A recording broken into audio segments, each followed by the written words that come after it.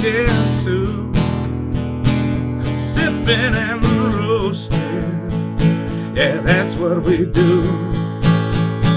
Set 'em up, knock 'em down, make that cherry glow. Whiskey and cigars, the gentleman's cologne. Cheers, y'all. Well.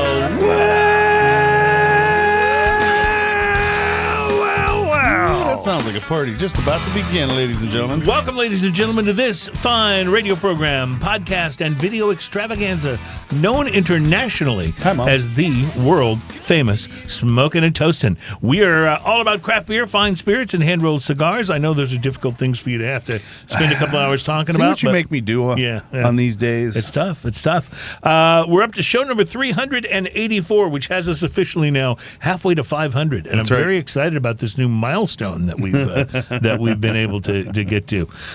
On today's program, we will be clearing up the confusion about one of the most confusing terms in whiskey, and it's small batch.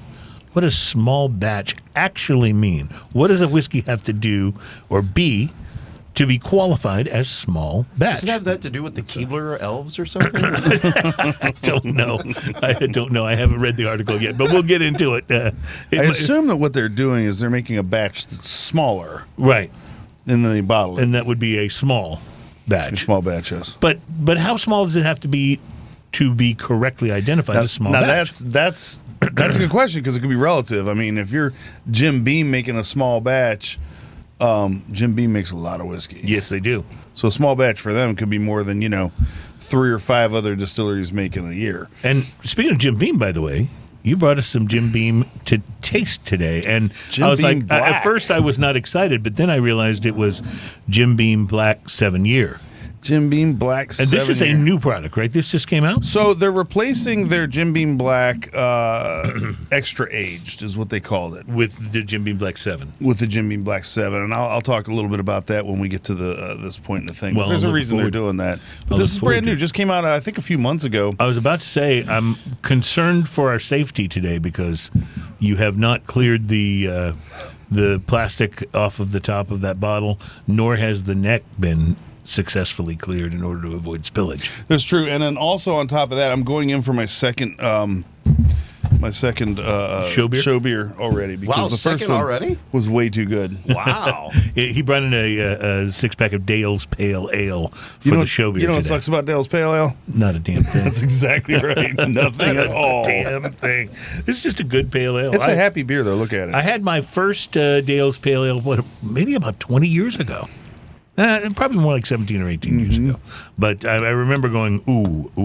And you know where I had it for the first time? At the cigar bar that used to be over on...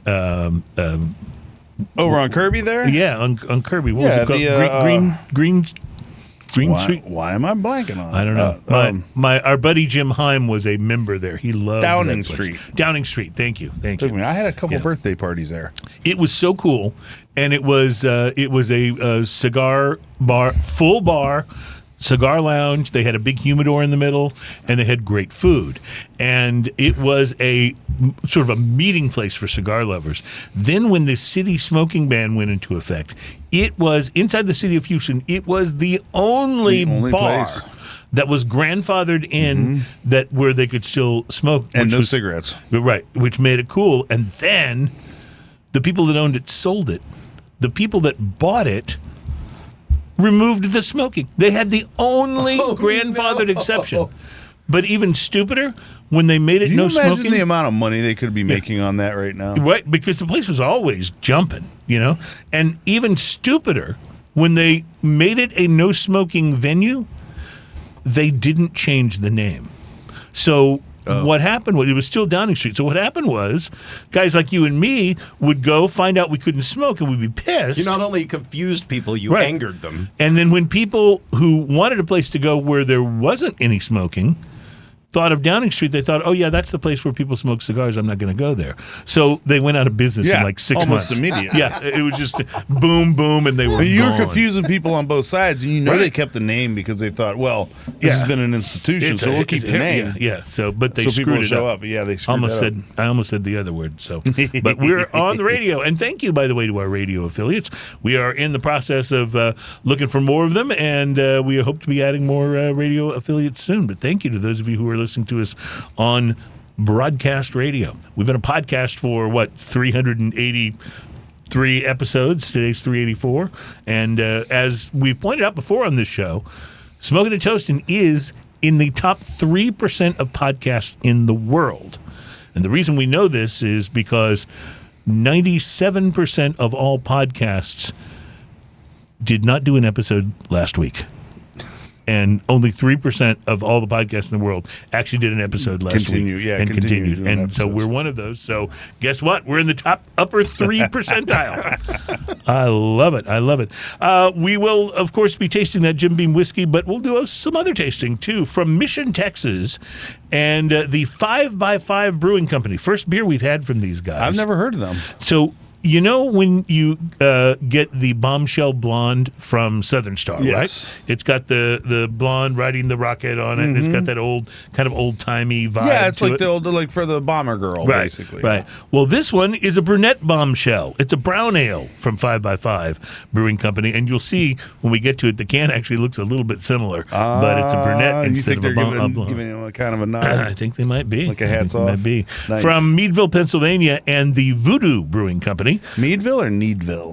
I think Meadville. it's Meadville. Meadville. Yeah. Needville's in Texas, so never mind. Yeah, well, That's the East Texas place. But from Voodoo Brewing Company, we'll be trying their fruited Belgian-style triple ale called Voodoo Love Child. That sounds nice. It does sound nice, doesn't it? And then finally from Mortalis Brewing Company, another. I like that already. I believe this is the first Mortalis Brewing Company. Mortalis? Yeah, that we've Love it had. already. We'll be doing their Imperial Stout called Chronos. So I believe this Imperial Stout doubles as a villain in the MCU. I'm not completely sure about that. Or but I the think- Greek god of time. Yeah, well, perhaps. Chronos is all about time. And this is an Imperial Stout, so it has been aged, and therefore Chronos. That brewery is from Avon, New York. So all of that coming up. Plus, we'll be bringing you one of our newer features here on Smoking and Toasting, the Drinking Fact. And I have a teaser for you for that. The teaser for the Drinking Fact is that the Finnish people from Finland, they have a word for everything. And it's usually long. Yeah, that's right.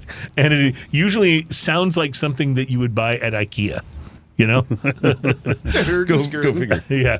So we'll also be bringing you the most popular segment on this program. It's a little something that we like to call Drinking News. And our Drinking News teaser headline for today is How to Get Thrown Out of an IHOP. I think I've done that before, actually. Have you really? See, here in Houston, Texas. My 20s were a little bit exciting. Yeah. Well, Actually, my 30s were pretty exciting, too. Yeah, I've lived in Florida for a while, so I'm all about the Waffle House. And I've been to the International House of Pancakes. But here in Houston, it's all about the House of Pies. If House you're, Pies. if you're, the bars have closed and it's 2:15 a.m. and you want something to help mop that up a little bit, Yeah. you go to the House of Pies. Remember the one on House of Kirby? Pies. Yeah. Yeah. Yeah. It's That was still the there. one. Is it still there? Yeah, it's still there. The one on Kirby and the one on Westheimer are both, Yeah. both still there. The There only was one straight down Westheimer, like just past Kirby and stuff. And by the right? way, Yeah. I will tell you this, and you might want to think about this with the Waffle House and IHOP as well. But if you are in Houston and you are feeling like you want something from the House of Pies and it's daylight, don't do it. Don't do it. You do not want to see what that place looks like when it isn't dark. That's all I'm saying. There's right around the corner from my house. There's a Denny's and an IHOP, and I have it in my mind that I completely forget they're there. Yeah. Unless, I'm really drunk and desperate. Exactly. And then I can That's never when- remember which one has the skillet. Yeah. Oh, I think Because one I of think them has a that's skillet Denny's. and one of them doesn't. That's the thing that the I skillet order. is the thing. I think Yeah. that's Skillet Denny's is the that has thing, the yeah. skillet. Yeah. It absolutely is. Tell you about some cigars to watch for. We have a whole bunch of things to bring you up to speed on, including a new beer from Iron Maiden.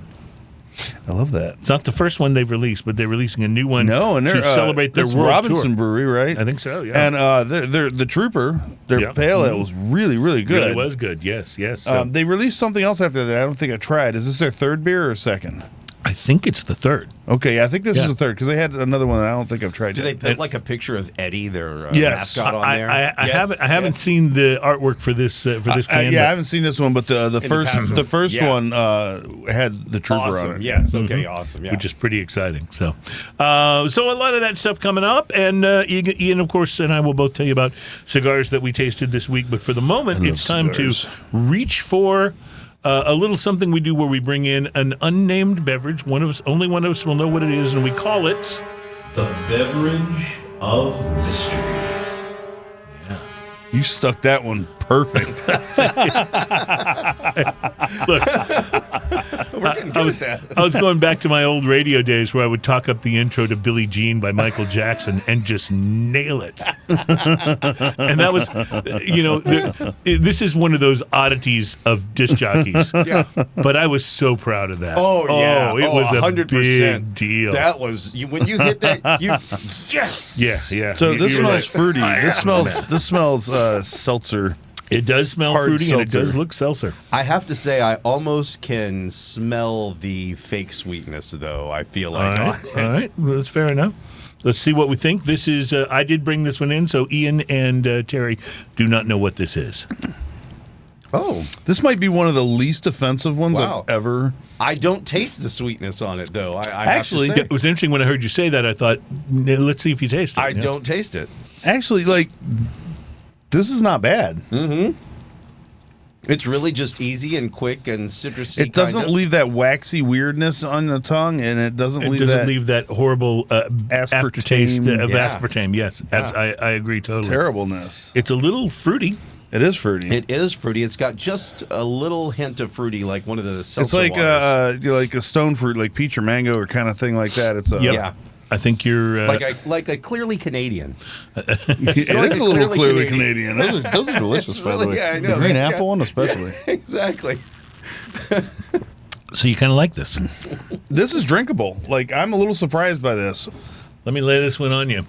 Is that a seltzer can in your pocket, or are you just happy to see me? Is the question, and the answer is a Topo Chico. Topo Chico. I'm so happy that Strawberry guava hard seltzer. Wow, I have seen those, and I I'm have so tried. glad that it tastes good because I wanted it to. I haven't tried this flavor, but I've tried a few of the Topo Chicos, and some of them not so good. This one is Oh, really? drinkable. Some of them I would say aren't- this is one of the better hard seltzers I've had. Really just is. because it doesn't have that aspartame aftertaste. And I don't know whether they use aspartame in these or not, but this to me is kind of like drinking a regular Topo Chico, except that it's got A slight bit what, of flavor. Like It doesn't 4%. have sweet. It's not Yeah. sweetened up a whole bunch. But you can taste the strawberry, and I you got to taste tell you, the I would guava. put I'm this down in a with it. glass with a whole bunch of ice and a straw. So let me Yeah. tell you, in order to get this to bring it on the show, I had to buy a 12-pack. So at some point in time, we will be putting it in a glass. Yeah. With some ice and a straw. and I've done it, and it's even better when it's just super ice It's cold. 100 Okay. calories. Yeah. Okay. Yeah, it's pretty good. At 4.7, so like a medium-sized beer-ish. I'm kind of digging it though. It's I like really It's the like skinny it. can, so it makes you feel like you're thinner than you are. right, and that's totally why they do that for Michelob Ultra as well. Also, it makes my hands look huge. Right, exactly. And you know what they say about big hands? Right, I have to buy big gloves. Yeah. You know what they say? That's why about- they say one size fits most, because Yeah. not so much. Exactly. All right, OJ. I have a combination big hand. I have a very large palm, but I have short fingers, which makes me a terrible pianist and guitar player.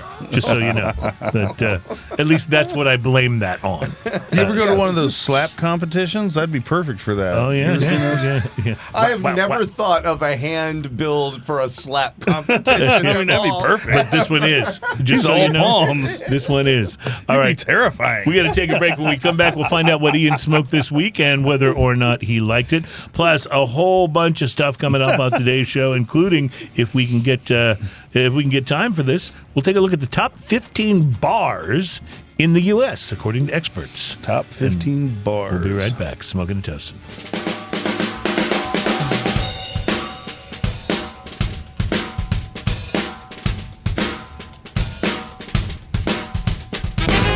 Welcome back to Smoking and Toasting. Our program is all about craft beer, fine spirits, and hand-rolled cigars. And that guitar tune's real nice. What do we know about Bruce Dickinson?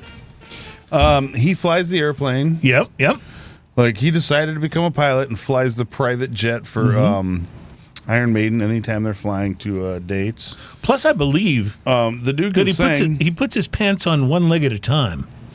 But when his pants are on, he makes hit records. Actually, I think that's a different Bruce Dickinson. Yes, it is. It is. But I just, anytime I can recall that Christopher Walken I also reference. know that when I listen to Sheryl Crow and I hear how flat she sings most of the time, it makes my ear crazy. Yeah. But when I listen to the Live After Death album by Iron Maiden, he's singing a little flat, but it's because he's actually out of breath and doing stuff on stage. Right. And it doesn't bother my ears. So am I a hypocrite? What is going on? Well, I don't know. But I will say this. Most banned beers that are released are just co-branding exercises between a band. You remember Hops?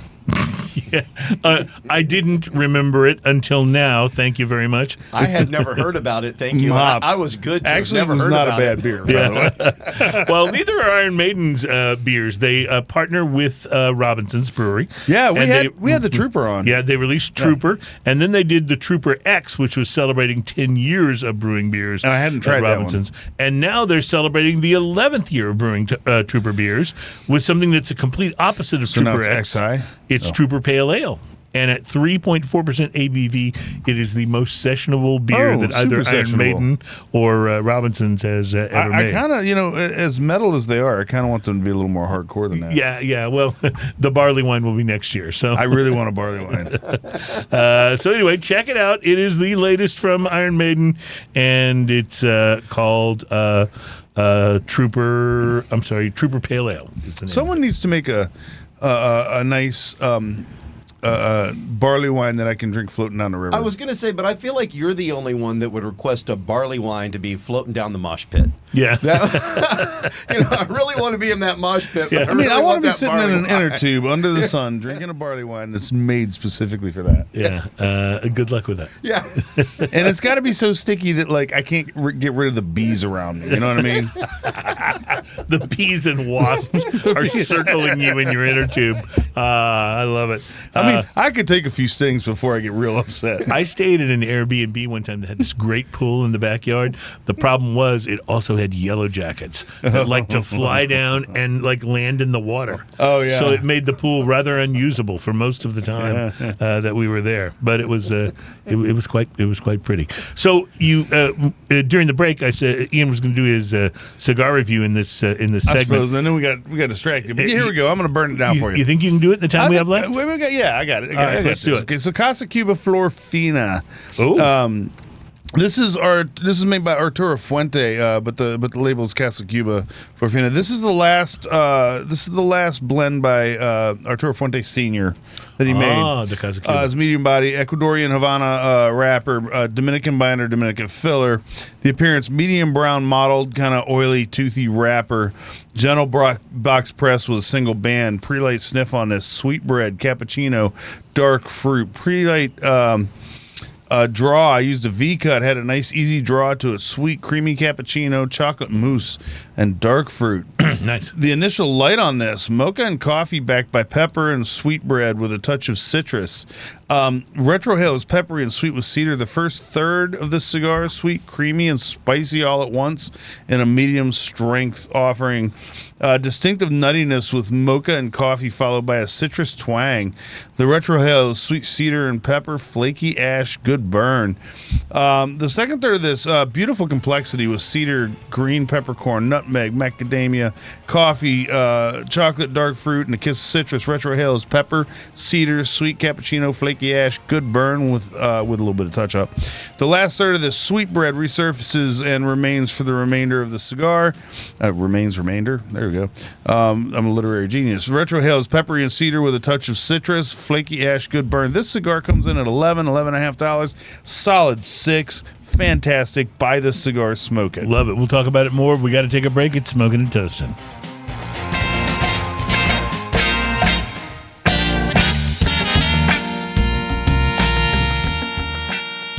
Welcome back.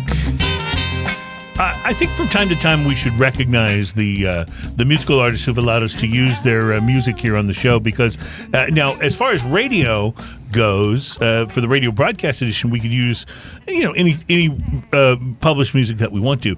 But for podcast, we have to have permission from the holder of the rights to the master recording. And so that particular track was from a really great band from the greater Houston area known as the Suffers. Suffers, and so they good. do what they call Gulf Coast soul. Yeah, it's real And nice. they're so good. Cam, the lead singer, is just amazing. And the whole band, really tight, good musicians.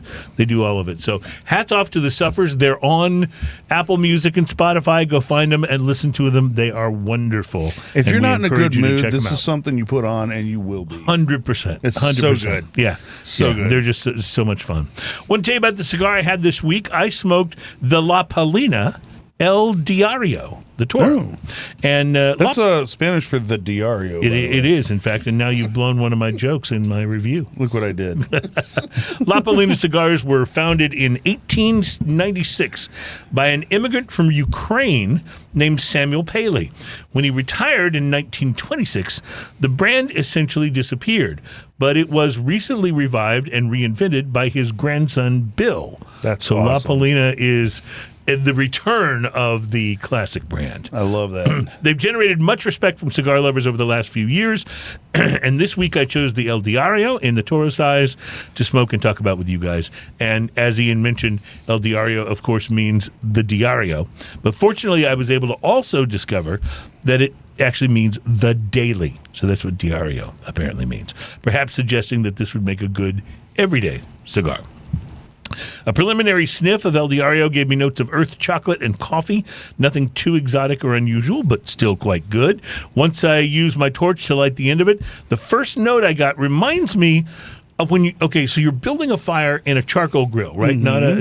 And you're using real mesquite wood. And it first starts to burn. Like when it's just catching, right? And it gives off that almost surreal aroma that doesn't smell like a rack of barbecued ribs, but it does let your senses know that there may be ribs in your future, right? Or I suppose some grilled veggies, if that's more your thing. Point is, I got a nice gentle wood smoke note and not a Nicaraguan pepper blast, which I wasn't expecting because El Diario is a Honduran cigar, although it does use Nicaraguan Corojo 99 and Criollo 98 filler tobacco, and that it's bound with a Honduran Criollo 98 binder and a really pretty wrapper that is Honduran Corojo 99 Rosado. So Honduran wrapper and binder over mostly Nicaraguan filler tobacco. The first third seemed like it took a little while to warm up, but once it did, the flavors eased their way onto my palate in a way that reminds me of how a cup of hot chocolate kind of slowly warms you up on a cold winter day, which seems like a long-lost dream right now, given that it's June with the weather that we've had around Well, here. hey, lately. man, you're not gonna get frostbite outside. That's for sure. The flavors that presented themselves in addition to the grilling wood note were more cocoa and coffee, a tangy citrus zest, and a little bit of dark cherry.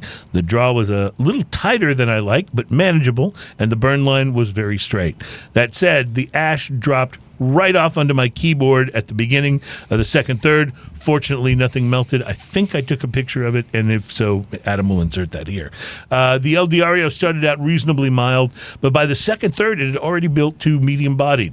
Cocoa and coffee continued, the wood note faded, and a little pepper started to creep in, pushing out the citrus zest, but making the flavors dance across my tongue. The finish had an unusual but pleasant apple note to it. Final third added an element of creaminess that pulled all of the flavors together just perfectly. It reminded me of a mocha latte or a chai tea with milk, that kind of creaminess. The burn remained consistent all the way through. Flavors were excellent and reminded me of why I need to smoke Honduran cigars more often. I really do. Yeah. Overall, I'd peg the strength at just a tick over medium. My pairing suggestion, I think this would go perfectly with Plantare's Stiggins Fancy Pineapple Rum, which we always have in the bar at my house. The La Palina El Diario Toro is an $8 to $9 cigar, and it is totally worth it. If you can justify that price range for every day, then this could be a perfect everyday cigar for you. If that's a little high for an everyday, then just enjoy this one when you want to splurge a little, because I certainly did. Price to quality 5.5 for the El Diario. Nice. At $8 so to we got $9. two nice reviews today. Yeah, two punts a little bit above their weight. Our price to quality scale is a 1 to 10 scale, but if you get a 5, you're getting exactly what you pay for. So when I reviewed mine at 6 and Cruz reviewed his at 5.5, you're punching a little above your price class at that That's point, right. which is really nice because like we're just trying to give you an experience here, and then as we quote unquote review these cigars, if the flavors and everything sounds like you're talking about and the price is right, that's great. La Palina also makes one of the best Candela cigars. Candela has a bright green wrapper. It's called a Fuego Verde is what they call it. You have a great Candela, yes. And I've tried quite a few Candelas. Just it's nice for a different flavor. It's a little different overall, but it is one of the tops that I know of, and every once in a while I'll reach for it when I want something very outside. Yeah, very different. It's a good smoke. Yeah, absolutely. And it looks cool. It's green as can be. Well, I really enjoyed this, and it got me to thinking that, I've actually jotted down some notes about this. I'm not sure if I will find them or not, but it got me to thinking that I think that Honduran cigars, I think that's going to be a big growth area for the cigar business in the next year or so. I just think, Nicaraguan tobacco has become so popular, and for good reason. I mean, it's my favorite, but Honduran, like I smoked an Aladino the other day. It's hard That's to a go wrong, Honduran man. cigar. There's It's something so about good. that earth. There's something about, even in the Jalapa Valley on the Honduran side, there's something about that earth. It has, like the Nicaraguan cigars tend to have more of the pepper and the spice and the bigger thing. The Honduran cigars are just so earthy. There's something about that rich earth, and it's spicy a little bit, but it's a rich earth. Right, there is a definite earthiness, and there's earthiness to flavor that- Nicaraguan too, but it's different. It But just it's a tastes spicier different. earth, whereas the Honduran is more of an earthy. Right, I don't know how to sort of a- describe it so much as an earthy earth, and an It's sort of an aged tobacco and a earthiness. Dominican cigar is also earthy in its own way, but that's a more like volcanic earth kind of thing. It's just there are different variations of it, and it's Good so stuff. nice. It's good stuff. So This thing smells so good. I know we have some B-roll on this, and maybe we can put that up here, but Ian can also show this to the camera. This is the Brunette Bombshell Brown Ale. I wish I had from, the Bombshell Blonde from Southern from Star. 5x5 Brewing Company. Yeah, it definitely, and especially since they've kind of changed the vibe of the Bombshell Blonde can, it looks even more similar to this now. But this is Brunette Bombshells. Now, I will admit, as a, straight dude, I've always preferred brunettes to blondes.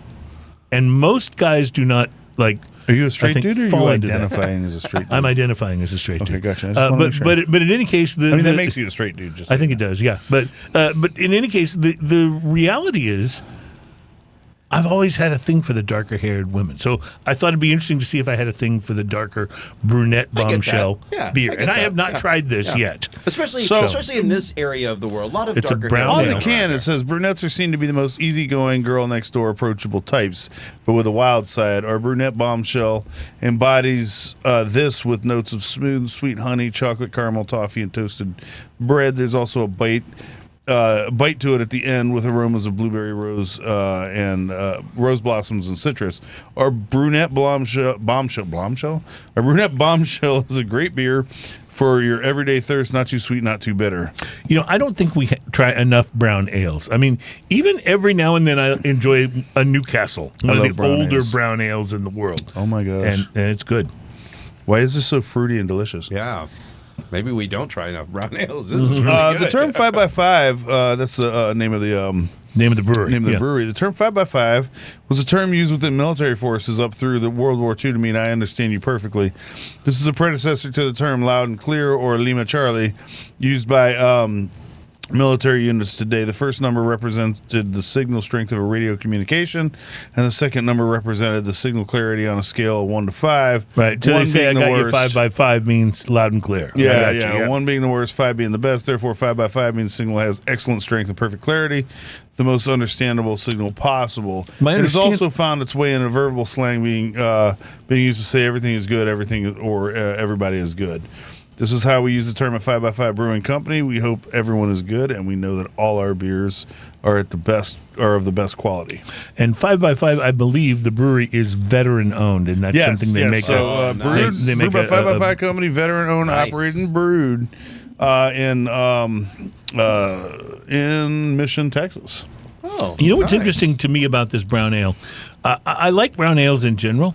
This one almost has more fruitiness to it. This is the than fruitiest brown ale I've ever Yes. tried in my life. Yeah, and that's a good thing, by the way. It's really good. It's a very positive thing. I want more of this. I mean, like this will go on my purchase list. It's really good. It's not overly sweet either. Okay, so Mission, Texas is down south by McAllen. That's a good ways from here, but Yep. close to South Padre Island, actually. Oh.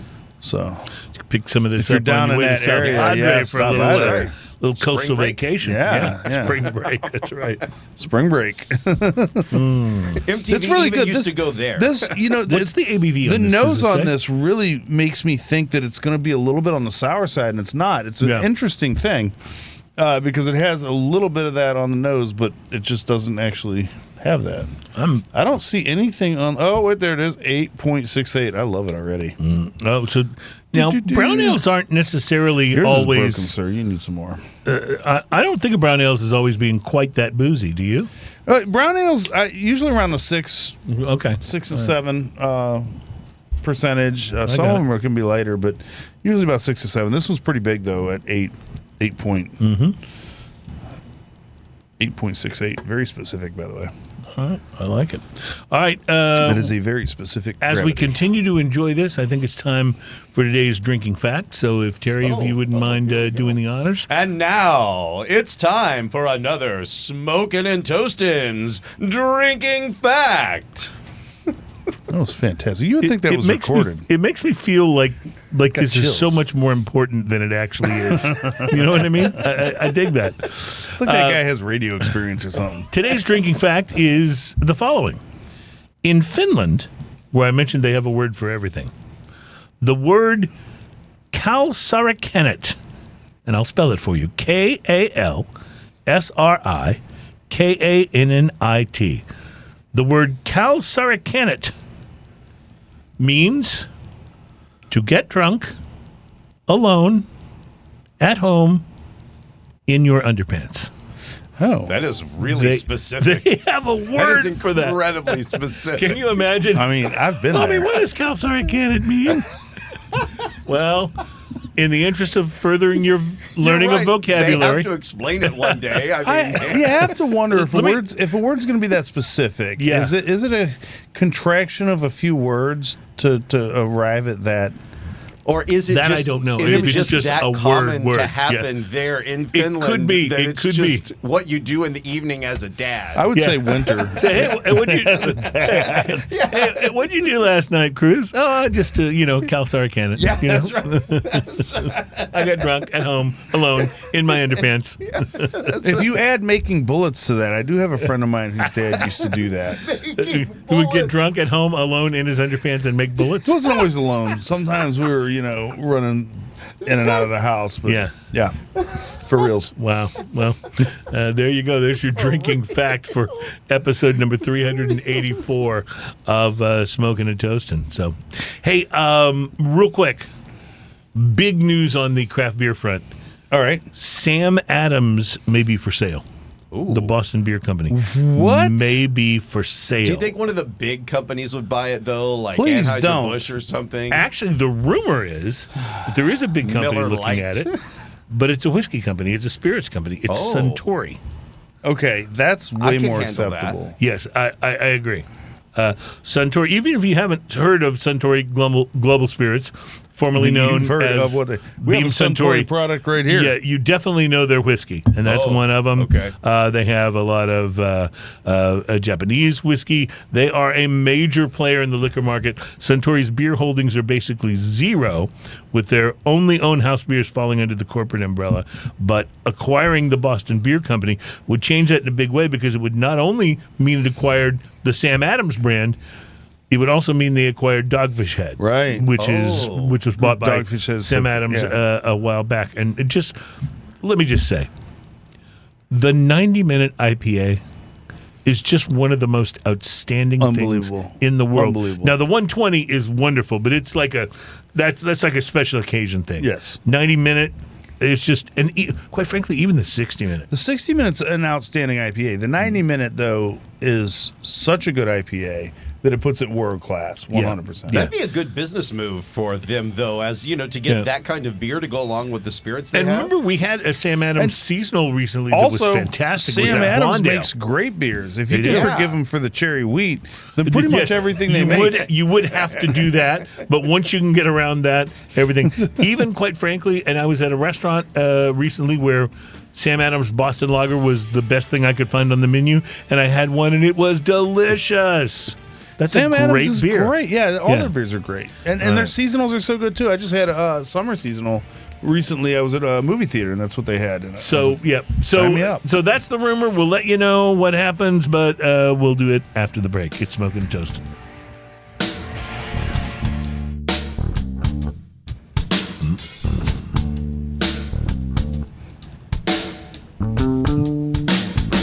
guitar. Actually, I think that was horns, but welcome back. It's Smoking and Toasting, show number 384. We are so glad to have you on the program this week, and I have some cigars to tell you about, to watch for, while Ian pours our next beer, the Voodoo Love Child. I love that name.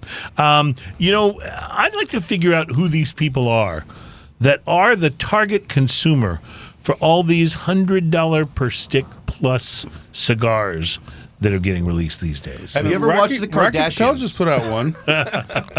Yep. And now you can count Altadas USA as another company releasing a cigar with a $100 plus price tag. It is on its way to retailers. First shipments of the Monte Cristo 1935 Anniversary Edition Doble Diamante just left the warehouse, and the cigars have a suggested retail price of $150 each. If you're wondering why it's priced so high, Rafael Nadal, the Vice President of Product Capability for Tabacalera USA, says the answer is simple. It's aged tobacco.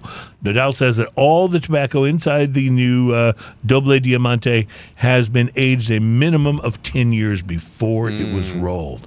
So this is the follow-up to the Monte Cristo 1935 Edition Diamante. Oh, that's a good cigar. That was a sequel to the Monte Cristo 1935 Anniversary Nicaragua. That's a which real also good a really cigar. good cigar. But they were more in the like $22 price range than they were than they were this. Interestingly enough, the new upcoming Edition Doble Diamante is made in Nicaragua by A.J. Fernandez, and all the tobacco was grown on his farms in Nicaragua, including La Lilia and San Lotano.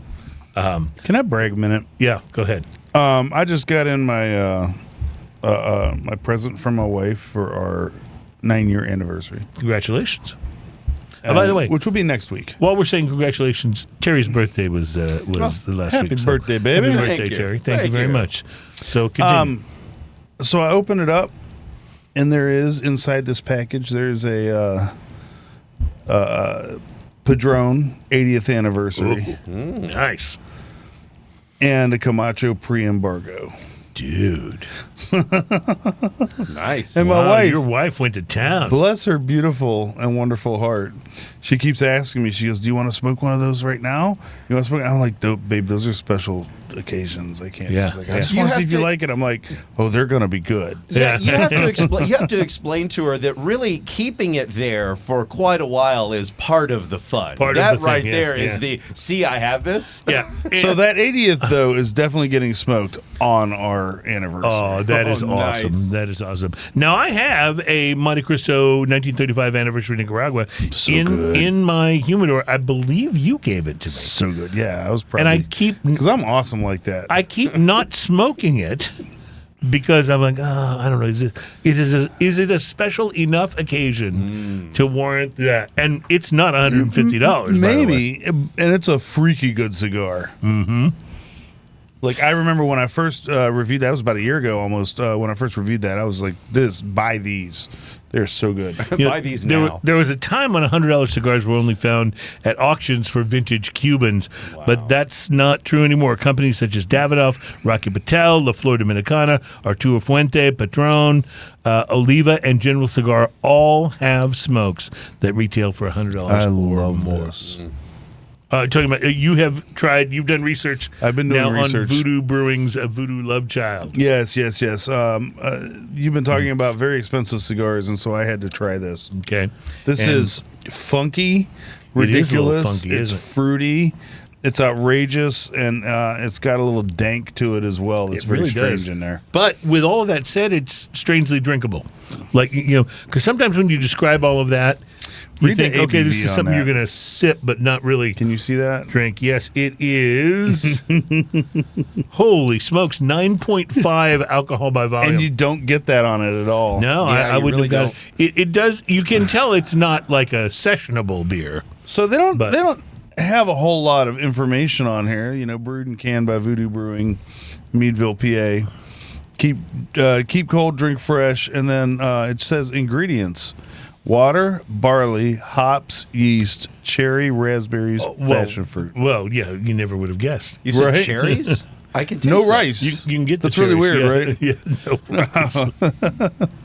Water, barley, hops, yeast. If you take out the hops, you pretty much have grape nut cereal. By the way. Yeah, I think that's right.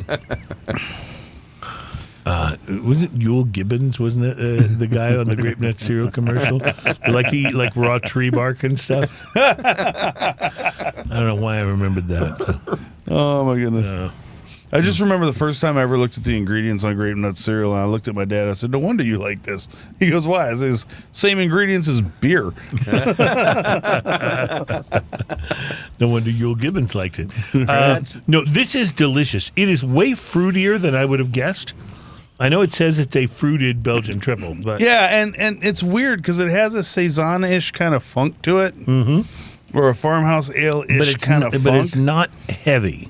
But no, it's just a kiss of that in there, and then it has this weird fruited background. I kind of love it actually, and it's got a huge mouthfeel to it. Like it's a very very viscous kind of mouthfeel, and it doesn't even look like it in the glass. Although No, you it do doesn't. get quite a bit of tiny bubbles on top. It is, this is pretty outrageously good. This is not for those of you who really like, the lighter side of ales and pale ales and things like that. You're not going to go, man, I love this. Well, you actually got a little like grapefruit rind or peel. Yeah, there's on on the finish. Yes, there's some tartness, some not tart, not tart maybe. You know when you peel a grapefruit and you don't get all of that white stuff off the edge of it, there's a little bit of pulp, that flavor. right? Is that the pulp? Is no, that what the pulp is the stuff that's inside the juicy What part. do you call that stuff? I don't know. I call it the white stuff on the The white stuff. the white stuff on the The grapefruit. but- membrane. Yeah, That sounds yeah, delicious. Yeah, but anyway, it reminds me a little bit of that, and it's fantastic. It does. It also leaves a little bit of that mouthfeel, like that little bit of astringent, like you just had some of the zest or that pulpy membrane kind of stuff. We call that the Doritos effect. Yeah. More, please.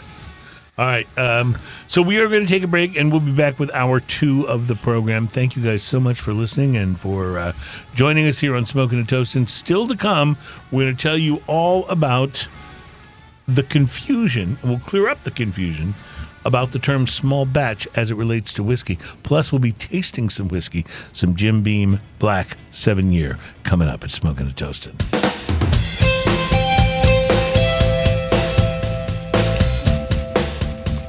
Welcome back at Smoking and Toasting. I know you were trying to get more sound out of that. Trying to get because that we do little all of our sound effects live here on Smoking and Toasting. So, Before I take this top off the bottle, it says mellow notes of smooth caramel, rich oak, and vanilla. oh, that sounds like it won't be good at all. It's probably not terrible. Yeah, we do all of our sound effects live. Although some of the music is used by permission, including the music for the beverage of mystery, which is "The Visitor" by Shane Ivers. Thank you, Shane, for allowing us to use your cool sounding The cork music. on this makes no pop because was about it's to actually say- a screw top. Okay. Well, that would explain that.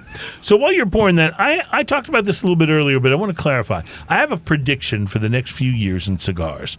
I think that the fastest growing tobacco region in popularity over the next few years is going to be Honduras. We've talked a lot on the show about how great the Aladino line of cigars Oh, is. so good. And we got some firsthand knowledge of them when Ian and I were invited to visit their farm and factory in Honduras. Since then, Nicaragua has kind of established itself as the fastest growing region in popularity, and for good reason. And deservedly, yes. Yeah, but I think that a number of great cigars coming from Honduras, the number of great cigars coming from Honduras is going to continue to increase. And as it does, American smokers are going to tap in more and more to the rich earthiness of Honduran tobacco. Yeah. General Cigar Company Their has... coffee is fantastic, by the way. It too. is, yeah. And coming from not a real coffee guy like Yeah. me. So, General Cigar Company is releasing 2 new Hoyos made in Honduras, the Hoya de Monterrey Rojo and the Hoya de Monterrey Oscuro. Both of these are heading to retailers now. The wrapper for the Rojo is grown in the Jamastran Valley of Honduras, and it uses a Nicaraguan binder, but filler from Honduras, Nicaragua, and the Dominican Republic. It is billed as medium-bodied. The Oscuro, a bit stronger, and it is defined by its dark Brazilian Matafina Oscuro wrapper. You always have me at Matafina. First for Hoya de Monterrey, and it has then an Ecuadorian Sumatra binder and a filler combination of Dominican, Honduran, and Nicaraguan tobaccos. Both brands are produced at the Hatasa or the Hatsa factory in Danley, and both come in the same size with identical suggested retail prices, and they are presented in 10-count boxes. They are available in Rothschilds, which is about $5.99, a Toro, which is $7.49, and a 6x60 Gigante, which is $8.49. So look for them. Honduran tobacco. Remember I said this.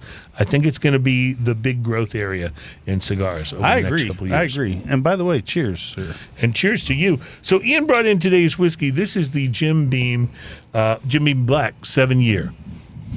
And boy, does it smell nice. So this is replacing the Jim Beam Black Extra Age. The Extra Age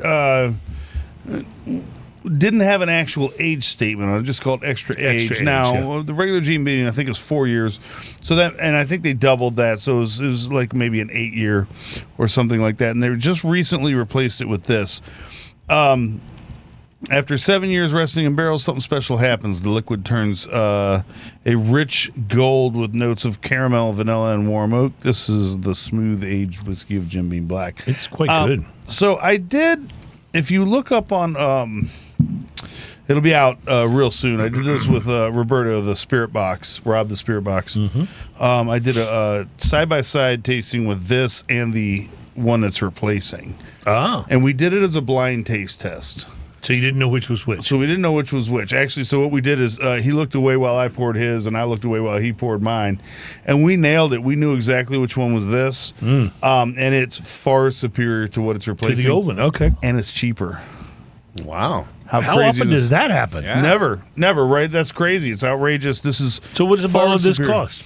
$22. No, this whiskey is $22. Try that. Have you tried it already? Yes, I it's have. That's why. outrageously good for $22. That's why I'm like, are you serious right now? Yeah, it's absolutely So- great. so Let me why- triple check that. Hold on.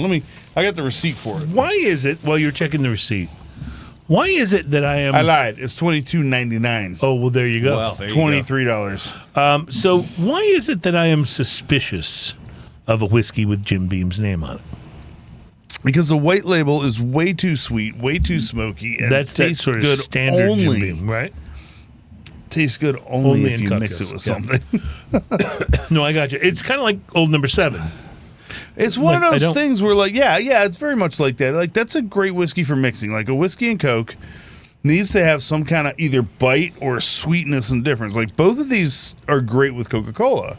because they both like the Black Label number 7 is great because it has a little bit of that bite, that sour bite. This one is great with Coca-Cola because it has that sweetness. By the way, Jim Beam White Label is what I'm talking about when I say this one. Jim Beam White Label is also outrageously kind of good with ginger ale. Really? Yeah, it's just a weird thing. Try it. I think actually, isn't it really good? I know this is funny when you say ginger ale. It's really good with Mountain Dew. I've never tried it with Yes, Mountain Dew. it's actually really, Terry really is a good with Mountain Dew fanatic, by I the am a way. Mountain So Dew That's fan, hilarious. Yes. So he will try Exactly. everything with Mountain Yes, Dew. but it's really like it in particular is like a drink that someone people know the Mountain Dew and Jim Beam, and it really does go well together. I know it's good, but have you tried it on Mountain Dew? Yeah. So how much is the bottle again? $23. This is outrageously good Really at that good. price. If you told At that me, price point, yeah. if you told me this was a $45 bottle of whiskey, I wouldn't bat an eye. And this one has the 100% BAM age statement, 7 years, and so it's a year younger in general, I think, than what they were doing before. But the liquid, and this is the same liquid. This is the same distillate that you get in the White Label. It's the same distillate you get. Just been aged longer. I Yeah. think that some of these companies like Jack and Jim and all these guys, they're really like when we have the Jack Daniels people on. I mean, there are some things that they're coming up with. I mean, they have their tried and true, which and that's the one Sure. we think of as okay. No, I don't want to drink that because I already know what that is. But there are some things that they've tried now, and they're really trying to step up to the plate and This match. is just a few dollars more than the White Label. The White Label, I think, is $18 to $19. Sounds right. Yeah. Something like that. This is $23, and wow! And we tried it against, Really like I said, good. what they were replacing with. That Jim Beam Black Extra Age is actually more expensive than this by a few wasn't it- bucks. You like this better? And we both instantly when we both tried it, we were both like, okay, I've got my answer, and both of us picked this one, and both of us were like, this is the new one, because the old one is a lot more like the White Label Jim Beam. And it's just not as, it doesn't have the complexity. It's not as rich. The mouthfeel on this is bigger. It's oilier. This is just a better. I just can't get over how inexpensive this is. It's pretty crazy. To me, right? this Really? joins like the base level Buffalo Trace, as you almost can't do better than this at Yeah. that price. Well, so it's funny today because you texted me earlier. You said, don't forget the whiskey because, sometimes I forget shit. You're going to have to beep that. I got it. Yeah. Sometimes I forget Terry, those make, things. Make a note. Yeah. Yeah. But, and I joked. I was like, what whiskey? Ha, ha, ha. And then I got over to do my cigar review and I realized I forgot the whiskey. But I don't mind going and buying another bottle of it. First off, it's not very expensive. Right. Second off, I don't mind having an extra bottle of it on my shelf. It's outrageously good. And I was just, A lot of cinnamon on the finish. That's what that is. Yeah. cinnamon, vanilla, Vanilla and toasted cinnamon. oak.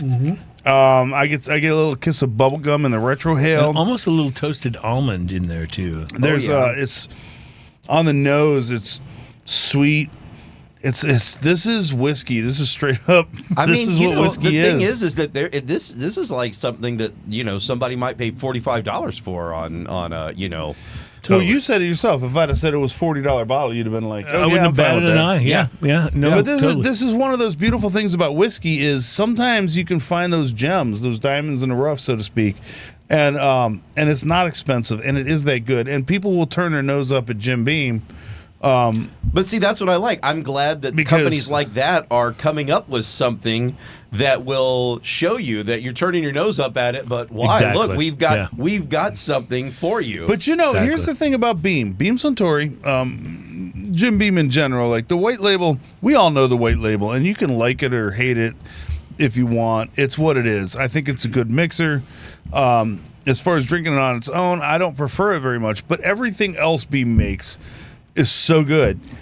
But see, Jack they can't- Daniels does they the same can't thing with their change number that. 7. There's a few things. that's The the only thing. one that breaks that mold is George Dickel. George Dickel's baseline is outrageously good, But see, and those- it's cheap. Those guys can't change their old number 7 and White Label for Jim Beam. They can't. That's like Coca-Cola changing to New Coke. Right. People get Right, mad right. if Yeah, you don't do say that. that. Some And there's- people are going to get mad, so they have to have that. And but here's at the least they thing, offer like the these Jack things. and Coke or the Beam and Coke has a very specific flavor, and if you change that, it's not going to be right. Yeah. and you're gonna mess with You are people's going to mess heads. it up. But that's why Exactly, they yeah. also offer that next level thing right here. Exactly. And that Well, next level is what, $3 more. That's amazing. And I have to tell you, call it prejudice, whatever you want. I wouldn't have bought this just because it's Jim Beam. I wouldn't have bought it, but it is totally worth the money and more. Yeah. Which is a wonderful thing to be able to celebrate. Because I we love. noticed your glass is showing evaporative properties. Yes, sir. it has been kind of losing some steam there. One of the things that that is sort of one of the missions of this show, really, is to find things like this that we can recommend to you guys that won't break the bank. I mean, listen, I'm sure if I smoked that new $150 Monte Cristo that AJ crafted for him, I'm sure I'd come back and go, man, that was amazing. It was so good. But how many of you are then going to go, okay, I'll pick one up on the way home from my favorite tobacconist because it's $150. Yeah. You know? Well, But I love being able to discover this and go, hey, this is very affordable. You Exactly. should check it out. Here's the Exactly. problem I have with that, because 6 years ago, I used to pick up bottles of Weller anywhere I wanted. And I used to go, this whiskey is amazing, and everyone was like, Weller, huh? This whiskey's amazing. And then all of a sudden, people listened, I think. And I was like, damn it, now I can't find it. Yeah. Well, it's kind of like Blanton's. Remember when Blanton's came out? Everybody was like, oh, man, this is really good. And then you started telling people how good it was, and then you couldn't find Blanton's anymore. Yeah. Well, Exactly. you still can't find it. It's a little tough. Yeah, it really is. And that's a good whiskey, too. Occasionally, I will find it at a bar or a restaurant, and will treat myself to a pour. Yeah, and the nice thing about bars or restaurants, it's a premium pour, but it's really not that expensive. Right. Right. I can justify a Blanton's more than I can justify a $150 Monte Cristo. Yes. Just saying. But a $23 bottle of Jim Beam, I mean, that's not bad for your shelf. Yeah, no, not at all. Not at all. And again, if there's anything we love to do here, it's to hip you guys to some things that you can use to start your bar that are really, really You good. stand at also specs and you look has- at all this stuff, This also has a little kiss of that smokiness, but it also has a little bit of that sweetness that you expect too, because Jim Beam is very sweet. Did you mention this is a fairly new product? Yeah. Well, they just came out with this a couple months ago, and they're replacing the extra aged black. So this is the 7-year Is the black. extra aged already off the shelf, or is it? No, you finishing? can still find it everywhere. Okay. It's everywhere. And like I said, me and Rob, the Spirit Box, if you look that up on Instagram, we did a review on this versus that when we did a blind taste test. It was a lot of fun, but it was very obvious what was what. Love it. Absolutely love it. This is really wonderful. I don't know how else to say Go it. Jim Beam, really right? wonderful. Yeah. Go Jim Beam. Very good. We've had some Jack Daniels on the show recently that was fantastic. Now some Jim Beam. I mean, seriously, what's next? We're going to have some Quorum cigars that are actually good. Quorum cigar. I mean, something like that is bound to happen. What was that one that CI had? Dark Shark. Oh, Dark Shark. Yeah. Who wants to smoke a cigar called Dark Shark? There's so many of those where you go, who is buying this brand? We'll take a break. We'll be right back to Smoking the Toast.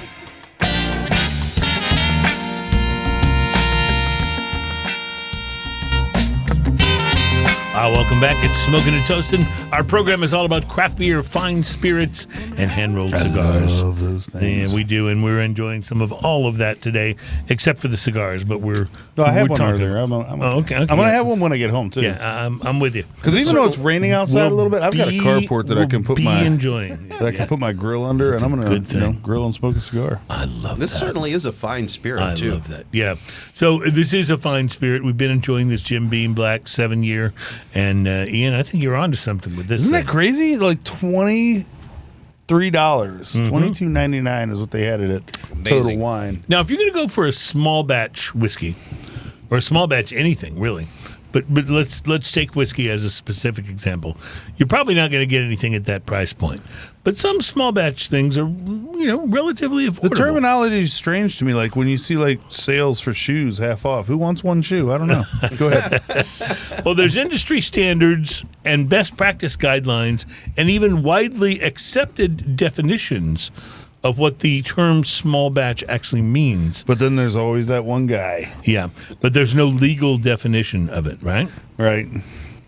So no term is widely used and understood. A given small batch bottling could be 5 to 10 barrels.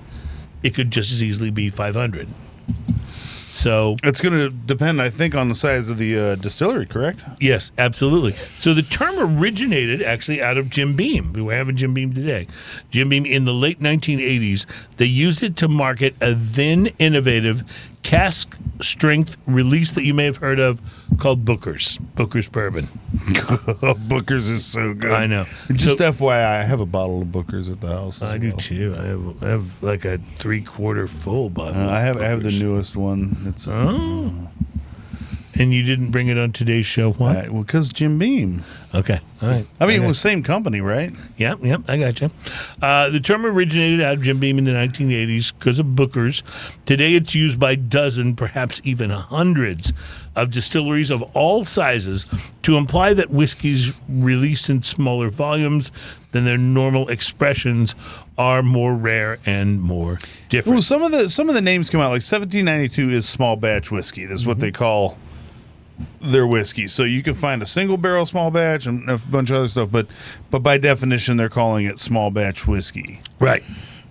I think Knob that, Creek, I think, is small batch whiskey. I think so. And Although Knob Creek seems a little big for that. a handful of producers go so far as to make the small batch sizes publicly available through barrel count or bottle numbers or both, but there is no regulation, there's no pressure on brands to release that information, so the vast majority of them do not. The problem, according to Jacob Kuiper, founder of Coming Whiskey, an online bottle shop that first became known on social media for curating and publishing opening TTFB label filings. The problem, he says, is that across the spectrum, all brands are using the same term, but they're definitely not speaking the same language. Mm-hmm. So small batch could mean a lot of different things, but just in general, a smaller batch than a larger batch. That's not real definite. It's not real Well, definitive. when you're producing thousands of barrels a day, small batch can be 900 less than barrels a that, day. yes. Yeah, right, exactly. And there are distilleries out there who produce less than a few hundred barrels a day. So do your research. So what is small batch at that point? Yeah, do your research is the watchword, the phrase here, and understand that it can be more about marketing than it is about. Small batch can just be a catchphrase. Yeah, absolutely. And we know how well catchphrases age. Yes. Yes. I mean, Don't have a count, man. yeah, I try to keep up with all of the latest. So, what's up? Okay, you know what? That was a good one, though. Come on. I don't remember who did that commercial, but that one's pretty famous. Yeah, what's up? All right, we're going to take a break. We'll be right back. It's Smoking and Toasting, and my friends, my listeners, what's up? I'm not saying it was brilliant, but we are dudes, and that's funny.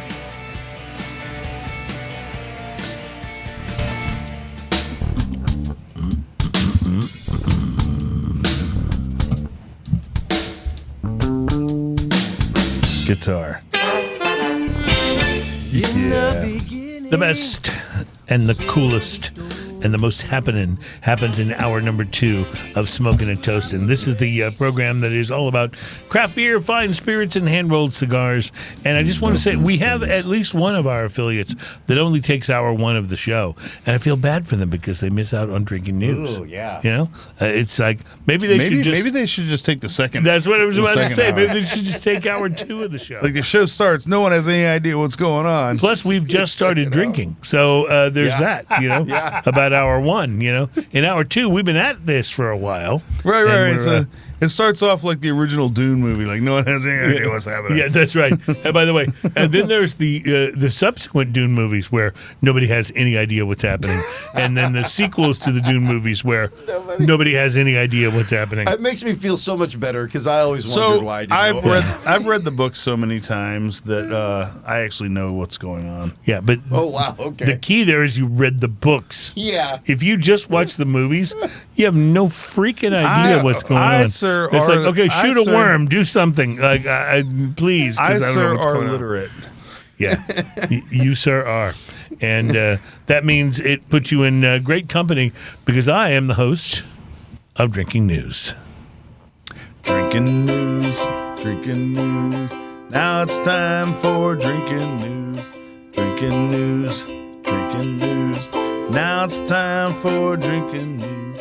A Florida man with one arm said he had a gator for a pet. When asked about his absent arm, he said, I had to take my gator to the vet. drinking news, drinking news. Now it's time for drinking news. Cheers, y'all. I love it when Mary says that. It's the best. It's just the best. My lovely wife. Yeah, that's awesome. Well, here at Drinking News, we have done some quick math, which we're not very good at, by the way. And we've determined that about 68% of the stories that we featured on this segment over the last several years Are funny? have one thing in common. And that thing is Florida. I knew it. Florida. Florida man. And so we return to the Sunshine State this week to cover a debate that's been raging in Florida for some time. No, it is not about DeSantis versus Disneyland. Whether to manatee or not to manatee. No, it's not about Biden versus Trump. It is far more important than any of that.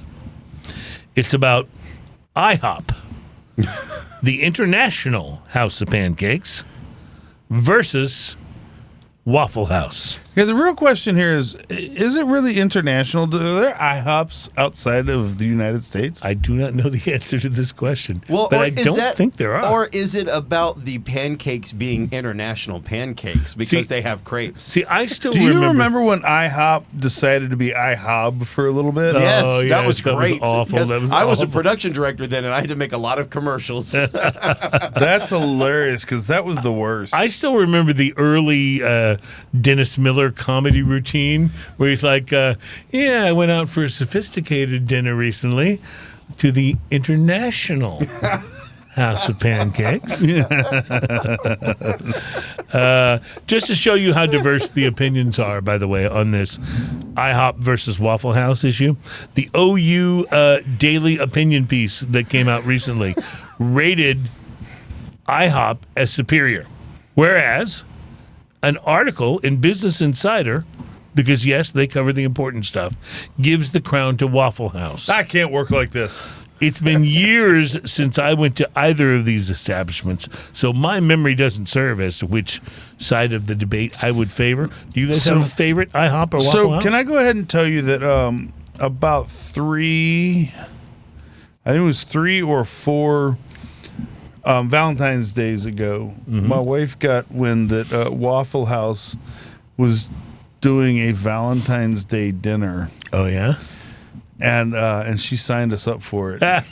I love it. The fact that you had to sign up for a Waffle House dinner. Yeah, yeah. So I want to tell you You have to make that we showed up to Make a this reservation. in Pasadena, Texas. We showed Yeah. up to this Waffle House. of course it was in Oh boy, Pasadena. that's like the heart of Waffle Houses in Pasadena. Now, Get down, Dina. My wife likes to be romanced and have a great time, but she Yeah. also just likes to have fun, right? Yeah, yeah. So she signed us up for this Waffle House romantic dinner. These they almost set our booth on fire lighting a candle. Love it. I mean, That's brilliant. I had to put out the candle because it was catching the curtains on fire. So I would take it. The steak was god awful. The fact that you had a steak there Well, there's that, was but I mean, you're already- also like I went into it with a grain of salt. Like I knew I'm at Waffle House, man. I'm gonna order the steak, but I will tell But I you should that as order the bad as the scrambled steak eggs. was, yeah. The hash browns were amazing. Oh, well, see, there you go. There you go. And as least they had to do laughable as some- the whole situation was, it wasn't very expensive. We had a great time, and the crew at the Waffle House was trying. You could tell they were nervous, and they were trying so hard to make this thing work. And when they almost set our booth on fire, they were mortified. But but we had a great time. We laughed. We had a blast. This sounds like what happens when corporations come up with an idea at Yeah, the top totally. and then just send that memo down to all of their franchises. Well, I will tell you this. Anyway, I just want to point that out. Kudos to them for trying. Yeah. And thank you very much. We had a good laugh. Well, I don't have a good laugh Waffle House memory like that to back up on, but I do know that I used to play a game when I was doing morning radio, and we would get a caller on the line, and we'd ask them to predict. This is true, by the way. We would ask them to predict when we called a random Waffle House if Bubba was there, whether or not someone named Bubba would come to the phone. And if you're wondering, we did connect with a Bubba slightly more often than not. But the Hey, man, thing I grew up in Liberty. We had Bubbas. 67% of the time. The I was thing friends Bubba. with two of them. I'll tell you, the thing that made the bit awesome was listening to the Waffle House employee who answered the phone calling out, "Bubba, is there a Bubba here?" Absolute comedy gold. In any event, it's not a Waffle House, but an international house of pancakes that takes center stage for this week's drinking news. It involves a man being hungry. Where was this man from? It involves a man being broke. Where was And- this broke man from? And so, unable to come up with the change for an $8 plate of buttermilk pancakes, a famished Florida man Florida man. came up with a clever plan for how to get his hands on some flapjacks. Hands on some flapjacks. Apparently, 55-year-old Matt Skita of Florida was convinced that IHOP provides free pancakes for law enforcement officers. Now, Free pancakes are out. Tase you. here at Drinking News, we've done extensive research to find out if this is true. And we've not been able to confirm complimentary cakes for cops, but it could be that some IHOPs do this at their own They don't say no to discretion. people that have open carry guns when they come in and ask for food. In any case, our hungry dude did what any Florida man would do. He illegally impersonated a law enforcement officer trying to score some free breakfast. My name is Johnny Law. See, I like this, that someone wasn't impersonating a cop pulling people over. They were just in it for the free That's pancakes. right, that's right. That's He it. was- He he wasn't was- trying to hurt no one. This is like a catch me if you can kind of thing. Apparently, the employees at the International House of Pancakes, Well, yeah, I mean, they're not national, they're international. yeah, so they are quite sophisticated and worldly. They're asphyxiated, yes. Stick that pinky out. Because they saw through Skita's ruse and refused to give him any gratis grub. This did not How set can you well. see through my ruse? This did not set well with our Florida man, who responded as any actual policeman would do by threatening to beat them up. Well, I mean, yeah, well, you know. And then when that didn't work, Skita went to plan C, which involved dropping his pants and mooning the IHOP servers, as well as any of the other people in the restaurant who were simply trying to eat their breakfast. This always works. About this time, the actual police arrived on the scene, Wearing real uniforms. where they managed to refrain from asking for free pancakes long enough to take the Florida man into custody. I feel like his uniform wasn't good Wait a enough to second. pass. That's what Wait a happened. second. So hold on. If you won't give me free pancakes, here's my ass. Because that ought to do it. What? Did that change your mind? How does this? I'm trying to just see the logic, like the Yeah, path. I'm with you. logic I'm with going you. on here. There's a path of logic right Yeah, there. see, that's your first problem, is you're trying to see the pathologic with the Florida man. That's the problem. Well, when police arrived on the scene, they managed to refrain from asking for free pancakes long enough to take the Florida Florida man into custody. And when they attempted to arrest him, Skyta told them to stand back and watch out because he was a Green Beret. Green Beret.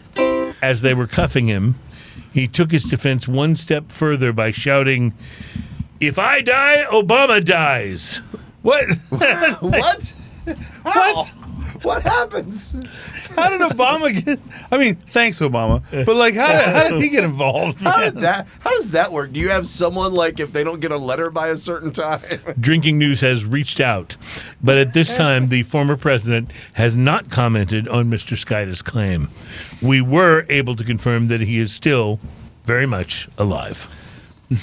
Florida man in jail. Skyta was taken to jail and booked with charges of impersonating a law enforcement officer, trespassing, and disorderly conduct. Do you wonder if their time that they get when they're booked for impersonating a law enforcement officer, do you wonder if the time that they get sentenced for is on a scale according to how well they impersonated that officer? I don't think it is, but like but that would be interesting. Like, all right, yeah. If you were really good at it, you get longer time versus, man, if you're terrible at it, like you didn't even try. Yeah, he buddy. clearly wasn't good at it. If he couldn't even get it past the IHOP. Yeah, the IHOP people were like, "You're not an officer." Yeah. Like, I mean, come on. Oddly enough, Skyta was successful in getting something to eat. But as near as we can tell, prison rations do not include fluffy pancakes or anything that might be described as Rudy, bologna Tootie, and mustard sandwiches, or fresh and fruity. Clearly, our Florida man's efforts were misguided, but it got our Drinking News staff to think. Also, don't forget the Kool-Aid in a plastic sandwich bag. Not that I know anything about that. I've heard. All of this got our Drinking News staff to thinking, what are some other things that might get you thrown out of an IHOP? It is the International House of Pancakes, after all. Yeah. Right? Which sounds like they must have a certain amount of decorum that they insist on from their customers. They love them in France. And so, despite the complete lack of requests to do so, we have assembled for you some examples in the form of another lowly anticipated Drinking News Top 5 list. This would be the top 5 ways to get thrown out of an IHOP without pretending to be a cop. Top 5 ways to get thrown out of an IHOP. Number 5, announcing to the IHOP employees that your name is Carrot Top, and if they don't give you free breakfast, you're going to start telling jokes. That's pretty good. Yeah. Is this like Roid Rage Carrot Top? Or, Totally. or old Carrot Top? No, Roid Rage So for sure. scary. Carrot Top. Number 4, loudly claim that the chocolate-covered pancakes may have tasted good, but they've given you a severe case of the Hershey Squirts. Number 3, show up with a guitar, claim to be the hired entertainment, and then do nothing but Nickelback cover songs. Dude, you leave me out of this, all right? I'm tired of you bringing my personal life into our Drinking News, okay? Number 2, arrive in a clown costume and scare the hell out of all the little kids in there with their families. And the number 1 way to get thrown out of an IHOP, number 1, walk in and say, "Hi, I'm P. Diddy. Anybody want to go on a date?" Oh my gosh. Thanks, Dan Schneider. Reporting live from the International House of Pancakes in Clearwater, Florida, where I'm surprised I can't find sauteed gator and eggs on the breakfast menu. My name is Cruz. If you want to make it big on my record label, you're going to have to make it big. And that is your Drinking News. Drinking News. Now it's time for Drinking News.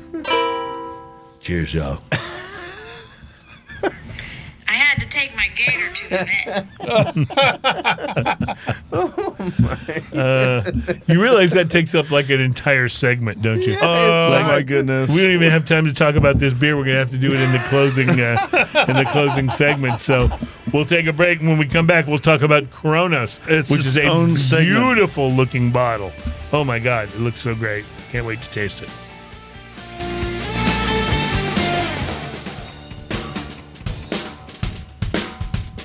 Welcome back. It's Smoking and Toasting. Our show is all about craft beer, fine spirits, and hand-rolled cigars. I noticed, Ian, you're still enjoying this Jim Beam 7 year. This Jim Beam 7 year is outrageously good. That's why. This Jim is a Beam Black, $23 bottle for $7.50. This is so good. Yeah, a $23 bottle. You realize there's places you can go that the cocktails are $23. Yes. This is Or a more. 750 milliliter bottle of Fifth, as we call it. Mm-hmm. And it's $23, and it's liquid that's this good. There are liquids out there this good that are this cheap. It's amazing to me. Yeah, it's a real kind of eye opener, I think. It puts it in. This is one that will be on my shelf from now on. Right, it's perspective, exactly. Because it's so good by itself. It's so good with some ice. It's outrageous. But Chronos, man. All right, so have you tasted the Chronos yet? I already refilled my glass. Oh, dude. All right, so tell me about what we got on our hands Chronos here. is so good, it'll make you take back stuff you didn't even steal. Wow, that is pretty It's good. Tell me outrageously Tell me good. what you're getting here. All right, so first off, on the nose, it smells very stout and peanut buttery, right? Right. And that is reflected in the actual taste. And then as you well. take a sip, and this becomes, well, let me read what they say. The Imperial Stout brewed with cacao nibs, coffee, vanilla, almonds, and milk sugar. Mm-hmm. This comes with the almonds and milk sugar come across almost like peanut butter. It's or almond butter. This is like a. Totally. Can you imagine? Imagine a Reese's peanut butter cups made with dark chocolate and almond butter instead of peanut butter. Right. If they This is kind of so stepped up good. the ingredients just a little bit. And then you take out the. You know how the Reese's chocolate stuff has a kind of a gritty sweetness. Mm-hmm. Make that into a super creamy sweetness. Oh. It's almost like a mousse kind of sweetness to it. It's so outrageously good that I want to take a little bit of it and put it on my nipples, and they're not even very sensitive. Like, it's so amazing. Wait, where are we going with this? It really is What good. are we talking about? It's coming in at 10% alcohol by volume. Yeah. So once again, we've had a what I just a very said- low ABV show. Yeah. If what I just said just turned you off from this show, I'm sorry about that. Keep cold, drink fresh, don't age. But if it worked for you, then keep listening. It's so good. Well, yeah, also that. And it has this beautiful picture of Chronos on the front. It's actually really well done. It's almost a... Is that Chronos, the god of time? Or Yes. Okay. And it's almost a... it's kind of like if Chronos was a constellation. It's really cool. So... It's really cool. Not a lot Really of other delicious. information on here. Brewed and bottled by Mortalis Brewing Company, LLC, Avon, New York. So, as long as you're in New York and you want big beers... Yeah, This is a it's good place to go. Yeah, for sure. For sure. If you're looking for good places to go in terms of bars, there's a recent like list from bars. Food and Wine of the best bars in 2024. I hope there's one in Houston. I haven't gotten there yet, but there is one in Austin. It's +1 Water Trade, and it comes in at number 16 on the list. So that's one to get us started, and then I have to realize that I have to click some weird arrow to get to the next. So I I apologize think you for not passed it, doing my this. friend. Hold on, right below that picture. There you go, right there. That's a capital Oh, one. no, that's a like and no like. Never mind, my bad. Yeah, I don't know. Okay. I may have to figure this out. We may have to do it later. So why don't we just talk about the Chronos? Chronos is outrageously good. This is exactly up my alley I when get it a comes lot to of this. coffee and chocolate, right? Big I time. get less coffee, and I get tons of chocolate. Like tons of chocolate, tons of the nutty kind of flavors, tons of vanilla. All right. I figured this out, by the way. Let me see if we have time to get through all of these. Bar number 15. So we started with 16, the bar from Austin called +1 Water Trade. Number 15 is After, a bar in Chicago, which, based on the pictures in the article, which is at foodandwine.com, by the way, looks really awesome. Andra Hem in Philadelphia is number 14. Nice. Young Blood in San Diego is number 13. At 12 is another Chicago bar called the Violet Hour. That sounds and like a cool place. I just love the name. Yeah, the that name sounds is like so a cool awesome. place. Julep in Houston, Texas. Julep comes oh, in yeah. at number 11 on the list. So we are Nice. proud of our hometown representation there. La Factoria in San Juan, Puerto Rico, comes in at number 10. Very cool.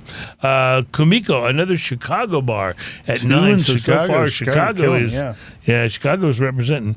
Martinis with a Y in New York City is number 8 on the list, where I guarantee you cannot buy any martini for less than $20. I'm just saying. Yeah. No way it happens. Chez Zhao in New York City is number 7 on the list. Number 6 is Jewel of the South in New Orleans. Oh, that looks so cool. Look at that picture. Yeah, that is that definitely looks like a right down in the French Quarter type of vibe to it. I absolutely love it. Cafe La Trova in Miami is number 5. Number 4 is Allegory in Washington, D.C. That bar existed when I lived in Washington, D.C. a while back. Nice. And, have you been to and that? I have actually been there, How yes. cool is that? Number 3 is Double Chicken Please in New York City. I love the name of that. I don't know anything about it. Double I don't know why the Chicken name comes up Please. like that, but it's all right. Katana Kitten in New York City is number 2 on the list, and they're number 1 on this whole thing. is Also New York in City. New York City, yeah. Super Bueno, which I love the title. Love it. I love the name, Super Bueno. Super bueno. I would say That's this last Spanish segment for of ours. super bueno. Yeah, Super Bueno. We're very Super Bueno. Yeah. Spanish for uber bueno, if you will. Yeah, I'll take it. Super bueno. Why do we So- do this? Because we enjoy drinking spirits and smoking cigars and having a few good craft beers. You know, my friend, today was a fun show. Yes, it was. We had so many fun things going on. This beer is so outrageously good. Yeah. This beer is like the beer equivalent to this whiskey, which is also outrageously good. Have you gone back to the whiskey after the beer? I just did while you were talking, and it, oh my gosh, it makes like a vanilla and wood wash out of the whiskey, which is wonderful. Yep. And going back to the beer just for fun. Yeah. Well, I have really. There's a little coconutty kind of thing in the beer too. It's I get that. so good. I get that. So freaking good. If you see Chronos, Stop him and tell him to make more beer. yeah, please, jeez. Well, all right. Well, thank you, everyone, for enjoying and joining us in this episode. Our closeout music is by Brother Love. My name is Cruz. This is Ian, my co-host. And Terry on the Wheels of Steel. Adam in the Sky, our producer. Have a great week, everyone. We have enjoyed bringing you this show, but mostly we've enjoyed the drinking that went along with bringing you this show. That's been our favorite part. sure. Have a great week, and we will talk to you next week. And until we meet again, my friends. Cheers. Cheers, y'all. You're such a sweet little honey. Your smile's the loveliest of the lovely, yeah. But it's that guy. We'll go outside. I know what we can do it. There I go. And I've been told.